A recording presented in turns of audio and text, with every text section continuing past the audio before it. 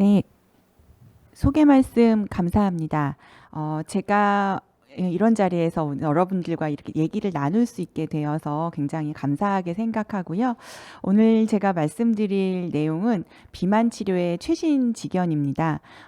지금 요새 이제 우리가 새롭게 사용할 수 있는 약도 근거 있는 약도 생기고 해서 그 내용을 위주로 중심으로 해서 말씀을 드려보도록 하겠습니다.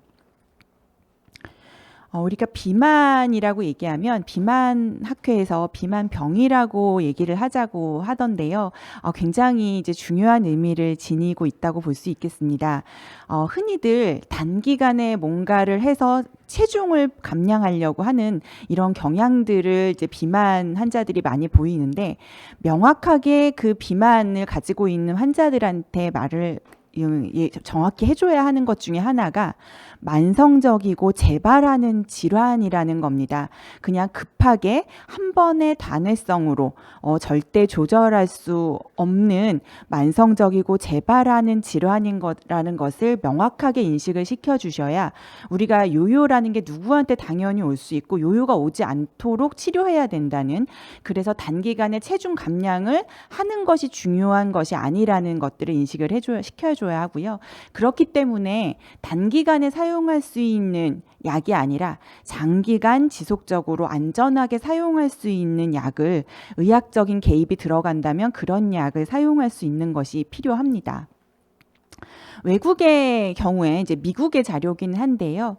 이제 보면 비만을 가지고 있는 환자들을 100%로 보았을 때 비만을 진단하는 경우는 40% 미만이라고 합니다. 그렇지만 우리나라는 공단에서 검진을 하기 때문에 사실 우리 허리둘레도 재고 키하고 몸무게를 아주 기본적으로 재기 때문에 이것은 우리나라의 상황과 좀 맞지 않아서 거의 다 비만인지 아닌지는, 오히려 비만이 아닌데 비만이라고 생각하고 있는 사람들이 많을 수 있는 상황인데요. 이제 주의 하나 우리가 관심 있게 봐야 하는 것은, 우리나라에서의 데이터는 비록 뭐 명확하지 않지만 미국의 데이터로만 봐도 비만을 치료하는데 근거 중심의 치료를 받는 비만자들이 20% 미만이다라는 얘기를 하고 있습니다. 사실은 여태까지 의사들이 사용할 수 있는 무기가 별로 없었던 것도 사실이고요. 그렇게 아주 근거 중심의 무기가 없다 보니까 다양한 방법으로 나름대로 어떤 노하우를 가지고 접근하게 되는 경우도 있었고, 환자들도 의료진보다 주위의 지인이나 방송 뭐 이런 것들을 통해서, 광고 이런 걸 통해서 정보를 얻고 잘못된 이제 치료나를 하는 경우도 굉장히 많았는데요. 그래서 이제는 근거 중심의 비만의 치료를 할 수 있는 방법을 조금 찾아볼 때가 되었다고 생각이 됩니다. 우리나라 비만의 유병률을 보면 굉장히 이렇게 계속 높아지고 있죠. 이렇게 높아지고 있어서 뭐 이것은 뭐 부인할 수 없는 사실이고요. 그런데 단순히 높아진다는 것보다 더 중요한, 이렇게 높아지기 때문에 비만 치료제 시장도 같이 증가를 하고 있습니다.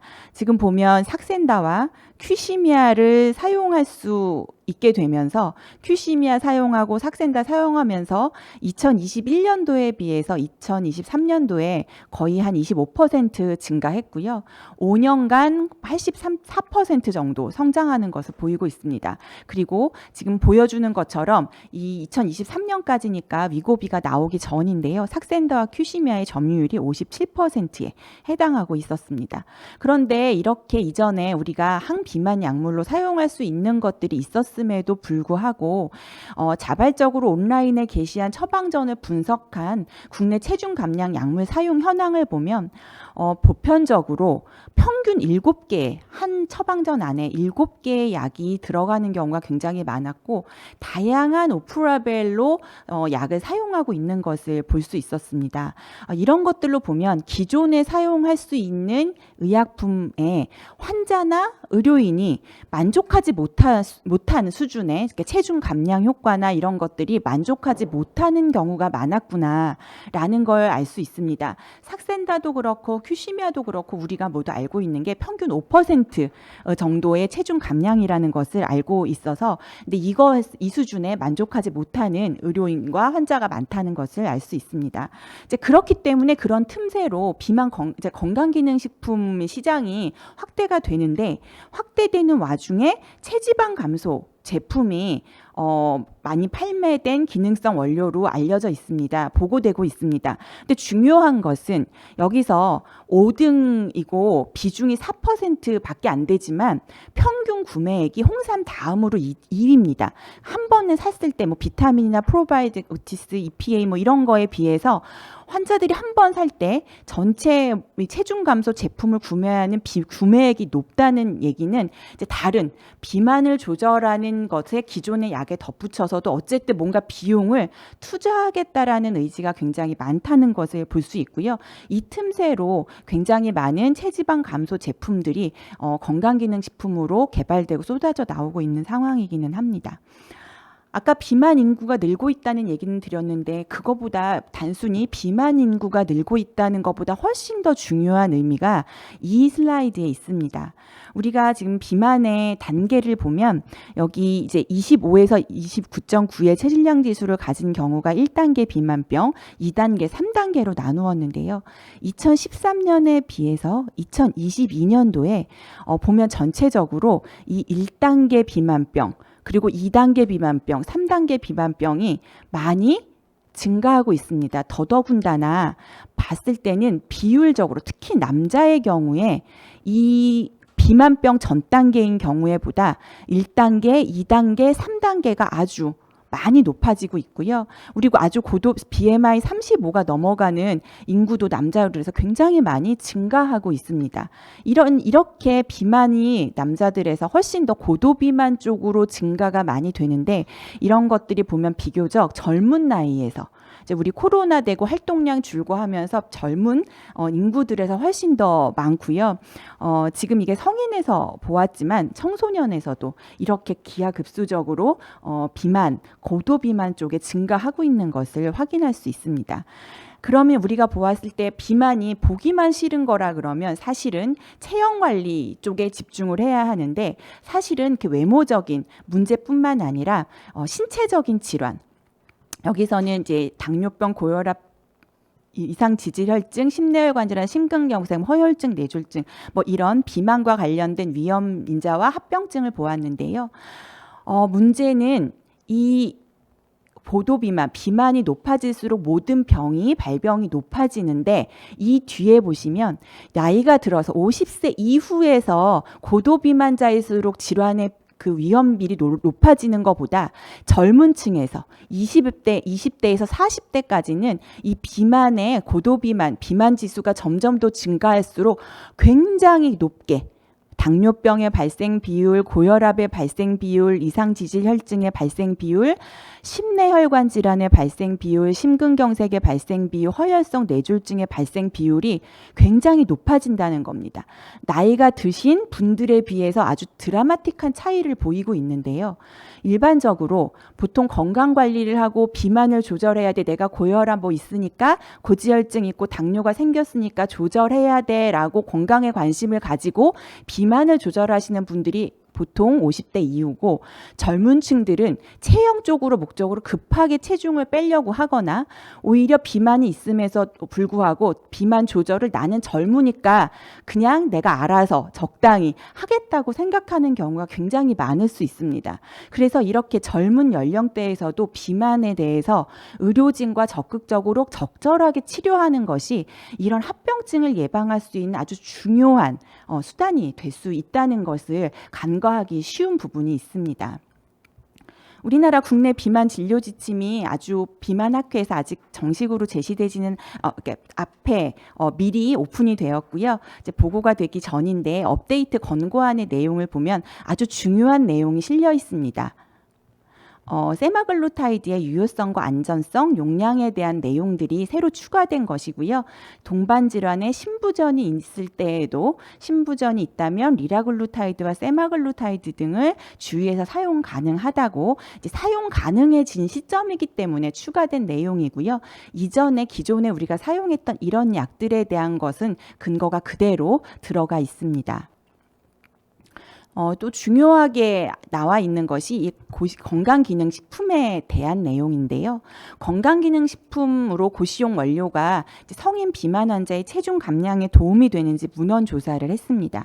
보시면 가르시니아 캄보지아, 리놀렌산, 아르기닌, 녹차 및 녹차 추출물, 유산균, 카르니틴, 카페인, 키톤산 등 우리가 들어보았을 만한 모든 원료에 대해서 확인을 했는데 이제 근거가 굉장히 제한적이기 때문에 그 근거가 명확하지 않은 것으로 권고하지 않음으로 얘기를 했습니다.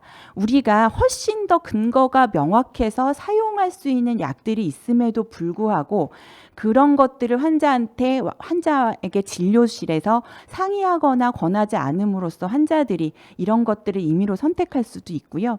그리고 저도 놀랐지만 진료실에서 제가 이런 우리가 항비만 약제로 사용할 수 있는 걸 사용하고 있음에도 물어보지 않았더니 이런 약들을 동시에 복용하고 있는 경우들이 있었습니다. 그러니까 환자 입장에서는 제가 진료실에서 항비만 약물을 처방했음에도 이 본인이 만족하는 수준이 아닌 경우에는 임의로 막 추가로 하더라고요. 그래서 이런 것들을 혹시는 미리 한 번씩 물어보시는 게 필요할 것 같고요.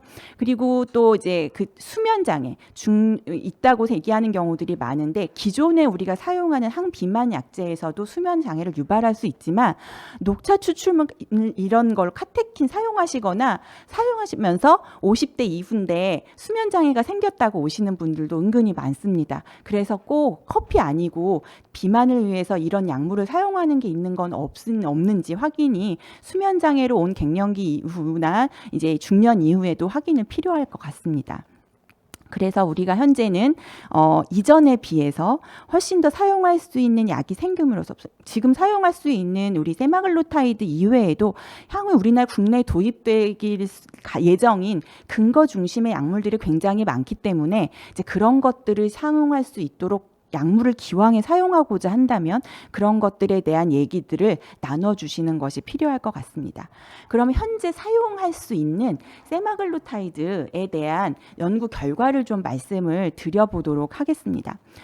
이 세마글루타이드 트리트먼트 이펙트 in people with obesity이기 때문에 약자를 따서 스텝이라고 얘기하거든요.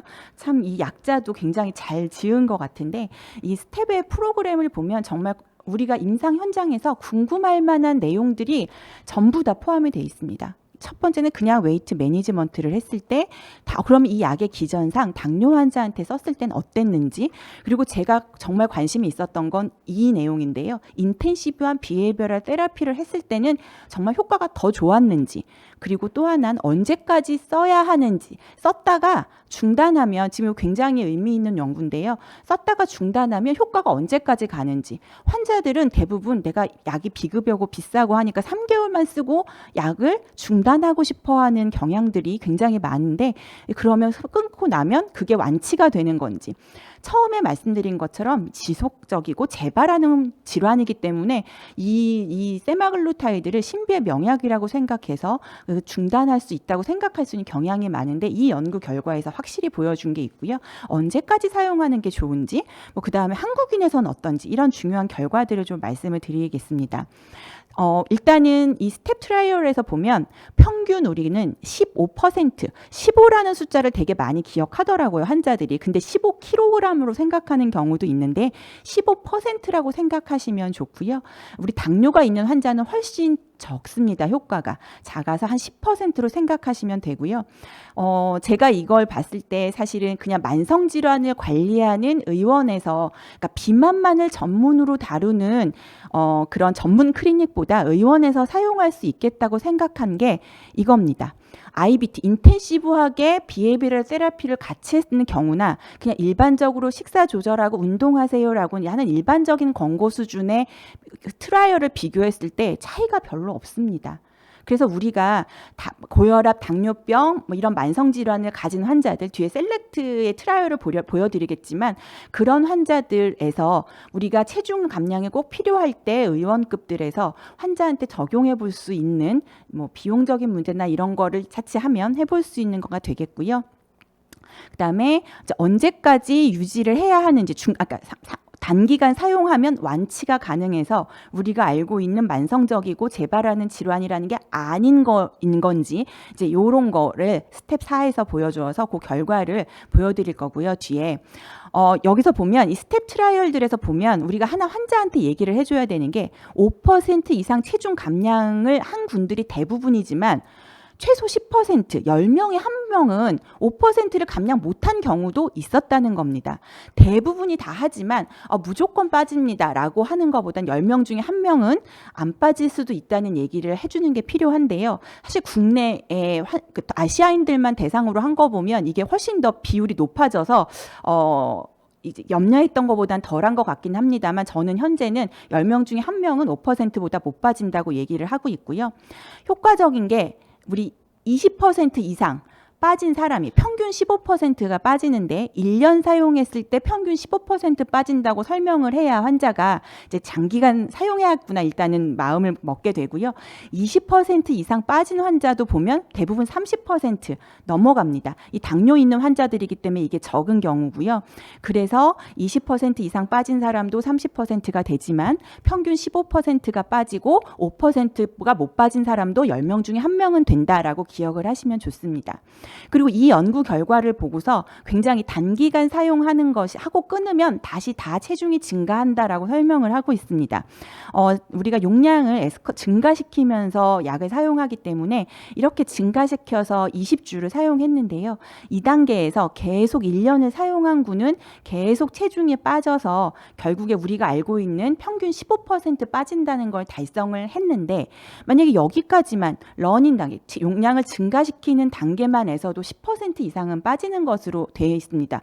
그래서 국내 환자들 중에서 아마 여기에서도 내가 만족을 할 수도 있는데 하는 여기서 끊는다면 이 환자분들은 결국에 플라세보를 쓰는 것 정도로 다시 다 올라가서 체중이 증가하게 된다라는 거라서 명확하게 미리 2단계에서 끊으려고 한다고 하면 얘기를 해주셔야 이 재발에 대한 얘기가 될 거고요. 그리고 지금 현재 68주가 1년인데요. 2년 쭉 롱텀 사용하는 것이 안전성에 문제가 없고 이렇게 사용했을 때 계속 빠진 체중을 유지하는 것은 현재까지 가장 좋은 것이 가급적 길게 유지하는 거다라고 얘기를 해줄 수 있겠습니다. 그리고 이제 아시아인이 포함된 연구 결과인데요. 이거는 뒤에 스텝 11에서 우리나라 환자들이 훨씬 더 많이 포함된 연구 결과들에서 다시 말씀을 드리도록 하겠습니다. 그리고 이건 이제 우리가 기존에 경험이 많았던 리라글루타이드, 삭센다와 헤드투 헤드를 한 건데요. 정말 우리가 연구 결과 알고 있듯이 삭센다는 5%, 15% 뭐 이렇게 헤드투 헤드 비교를 했을 때 보여주었던 결과입니다. 그리고 이게 궁금하실 우리 11 결과인데요. 우리나라 사람들이 아시아인만 100%고 우리나라 환자들도 많이 들어간 건데요. 평균 연령 39세입니다. 아까 우리나라의 고도 비만 환자들이 늘어나고 있는 이제 고연령대에 사용을 한 거고요.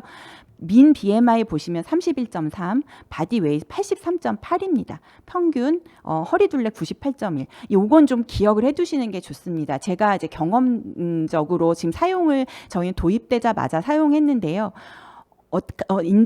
현재 사용할 수 있는 기준에 맞는 환자들만 사용을 했음에도 불구하고 BMI가 높은 환자들이 지금 기껏해야 2달째 이제 막 제일 처음에 시작한 환자가 3단계 진입했는데 이 경험을 보면 BMI가 처음에 높았던 환자들이 어쨌든 반응이 이 적은 용량에서도 있는 것으로 보입니다.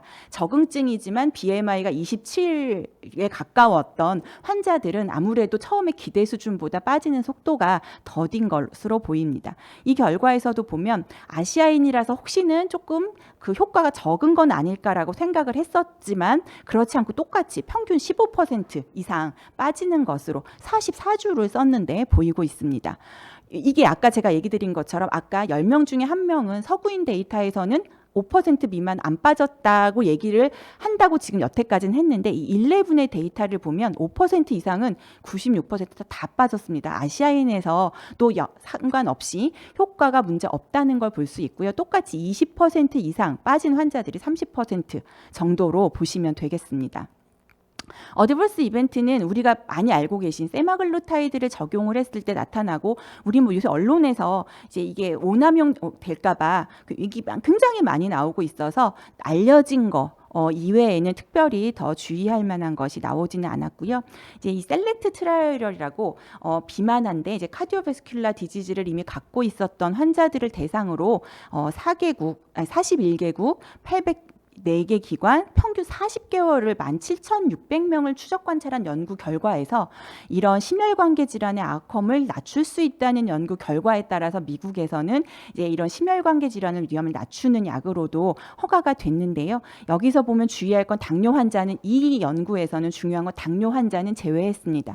당뇨 환자는 이미 당뇨 약제 안에 이걸 사용하고 있을 수 있는 가능성이 심혈관계 질환 위험을 낮춰주는 게 워낙 명확하기 때문에 사용하고 있을 수 있고 사용을 이쪽에서 하면 되기 때문에 이 당뇨 환자를 제외한 이미 심혈관계 질환이 확립되어 있고 45세 이상이고 BMI 27 이상인 환자들을 대상으로 시행 검사를 연구를 했는데 한 40개월 추적 관찰했는데 주요한 메이스 중요한 심혈관계 질환의 사건들의 위험을 20% 낮추어 준 것으로 결과가 나왔습니다.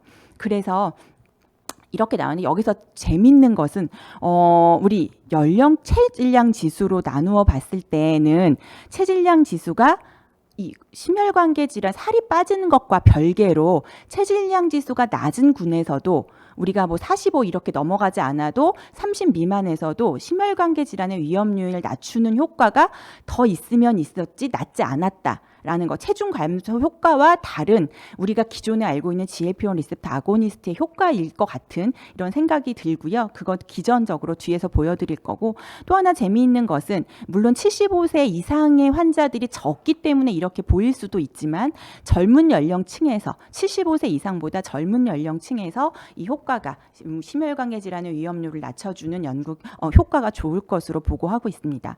지금 체중에 감소되는 효과와 별개로 어찌됐든 심혈관계 질환 위험의 발생률을 낮출 거라고 얘기를 드렸는데요. 그 기전을 여기서 볼 수 있습니다.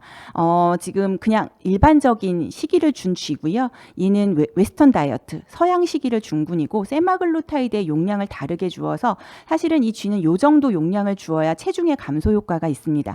그래서 서구식 시기를 주지 않은 일반 먹이와 세마글루타이드를 주어서 서구식 시기지만 세마글루타이드를 주어서 이렇게 체중을 증가하지 않게 한 쥐와 나머지 쥐들은 서구식 식사를 했고 세마글루타이드의 용량을 낮게 주었기 때문에 체중 감량의 효과는 보지 못했습니다. 마지막에. 그렇지만 이들에서 혈관의 플레이크를 봤더니 적은 용량을 주어서 체중 감량 효과는 없었던 쥐들에서도 이렇게 플레이크 리전은 기존에 이 서구식 다이어트를 했던 쥐들에 비해서 쑥 떨어져 있는 것을 볼 수 있습니다.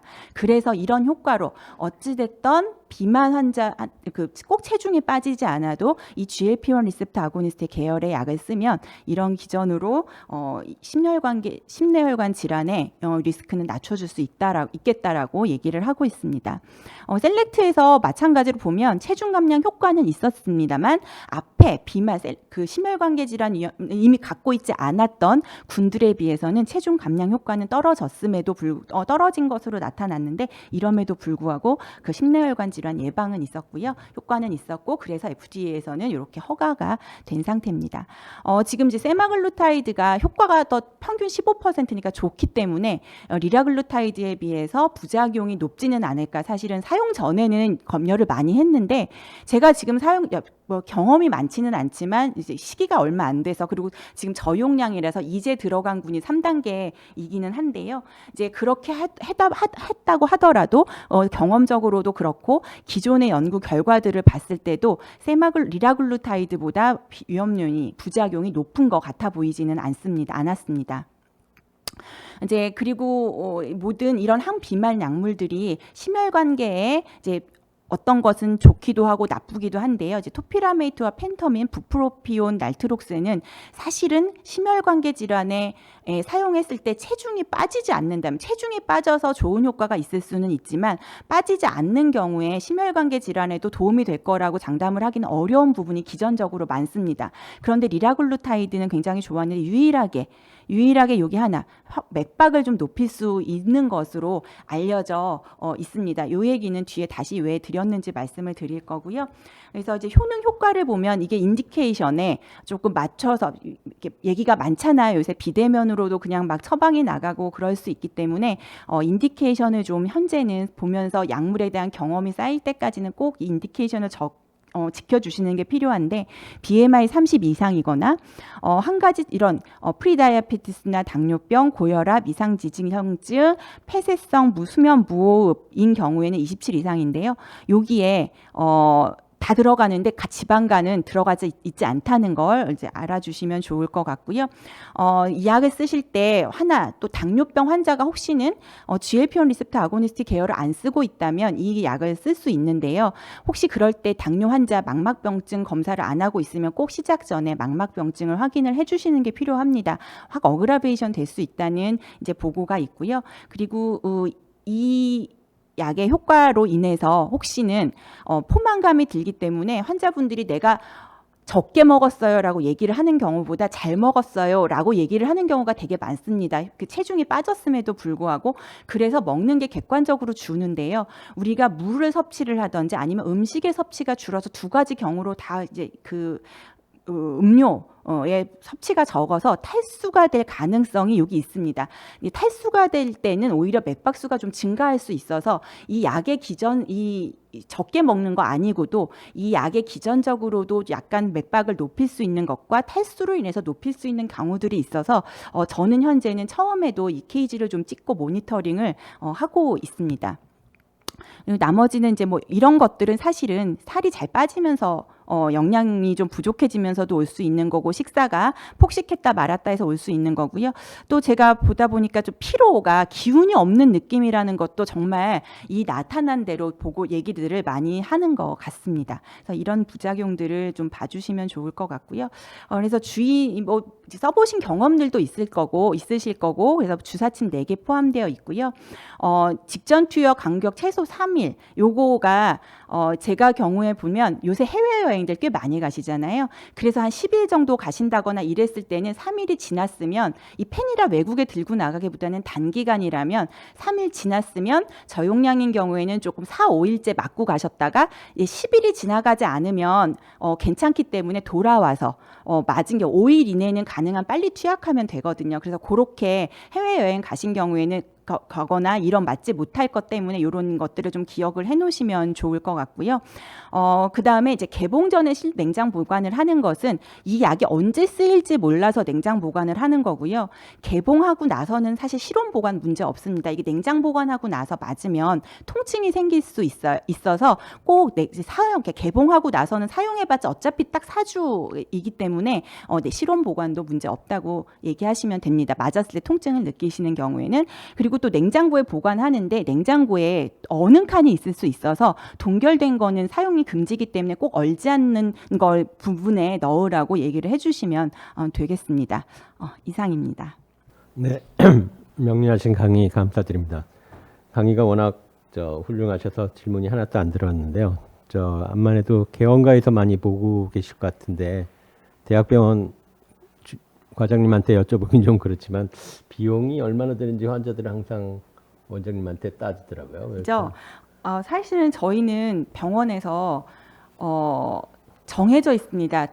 비급여 약물들은 이 약뿐만이 아니고 들어오는 이제 사입가에 곱하기 얼마를 해서 받아라라는 게 정해져 있어서 사실은 이제 의사가 마음대로 정할 수 있는 게 없어서 개원에서 사실 사용하시는 것보다 훨씬 저렴해 보이더라고요.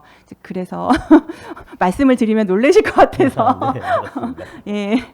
근데 지금 어떤 환자분들은 보니까 의원에서 이게 4번을 쓰는데 한 번씩 맞게 하면서 일주일마다 오게 하시는 경우도 있는데, 사실 저는 그것도 굉장히 좋은 전략이라고 생각합니다. 이제 우리 교과서에 보면 어쨌든 정기적으로 짧은 기간 의사와 이제 모니터링하면서 이 잔소리를 듣는 거 하나도 체중 관리를 하는 거라서 약도 좋은 근거 있는 약이지만 의사를 만나서 매번 그때 숙제 검사하고 이제 평가를 받는 거기 때문에 그런 방법도 적용해 보시는 것이 뭐 적절할 것 같다고 생각합니다. 감사합니다. 질문이 마지막으로 하나 들어왔는데 위고비는 한 달 간격으로 증량을 하냐고 여쭤보시네요. 네, 맞습니다. 한 달 간격으로 증량을 하는데요. 이제 대부분은 지금 봐서는 한 달 간격으로 잘 증량하는데 부작용이 있어서 못 올라가는 경우가 있습니다. 뭐 울렁울렁한 게 4주를 계속 썼는데도 처음에 있던 게 호전이 되지 않는다든지 뭐 복부 팽만감이 좀 있다든지 그러면 굳이 올라가지 않고 같은 단계에서 한 번 더 사용하시면 되는데 이전에 이제 삭센다는 용량이 증가하면 가격이 증가했잖아요. 그 사입가 자체가 이제 그런데 이 약은 사입가가 용량이 5단계인데 하나 똑같습니다. 그래서 환자들이 가급적이면 용량을 그 자리에서 유지하는 것보다 부작용이 약간 있어도 잘 참고 다음 단계로 증량을 잘 따라오는 것 같습니다. 삭센다보다는 이제 그래서 이전에 삭센다가 국내에서 그 비용 때문에 그 3.0까지 올라가지 않고 중간 단계에서 왜 우리 아까 위고비도 보면 이게 쭉 그 용량이 증가하면서 체중이 감소를 하는데 중간 단계쯤에서 계속 유지를 하려고 하는 경향들이 있었는데 사실은 이제 위고비는 그런 것들은 이게 용량 대비해서 가격이 달라지지 않기 때문에 훨씬 따라 끌고 가기가 편리한 것 같습니다. 네, 질문이 들어왔는데 시간 관계상 그건 나중에 답장해 드리고요. 이것으로 첫 번째 강의를 마치겠습니다. 감사합니다.